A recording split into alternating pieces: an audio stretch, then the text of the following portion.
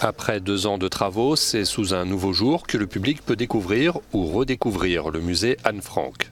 Chaque année, 1 200 000 visiteurs se pressent dans cette étroite maison d'Amsterdam, située au bord d'un canal, où la jeune fille juive s'était cachée avec sa famille pendant 2 ans, avant d'être arrêtée par la Gestapo, puis déportée en 1944. Nous voulions préserver le caractère de la maison qui est en réalité vide. Je pense que ce vide est probablement l'élément le plus puissant de la maison d'Anne Frank. Et bien sûr, nous n'avons pas changé la cachette elle-même, l'annexe, qui est l'authentique endroit où Anne Frank se cachait et où elle écrivait son journal. C'est par une porte dissimulée derrière une fausse bibliothèque que le public peut accéder aux pièces exiguës où l'adolescente vivait avec son père, sa mère, sa sœur et 4 autres personnes.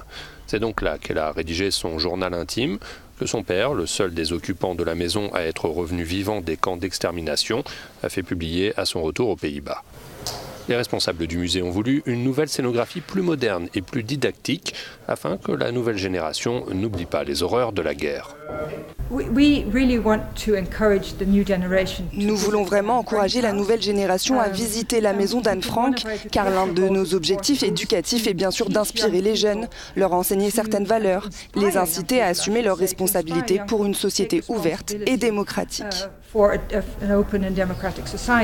Sachant que la moitié des visiteurs ont moins de 30 ans et qu'ils sont friands des nouvelles technologies, des vidéos sont désormais à leur disposition pour raconter la montée de l'antisémitisme en Allemagne dans les années 30. Une nouvelle entrée a aussi été mise en place pour éviter les longues files d'attente qui se formaient devant le musée.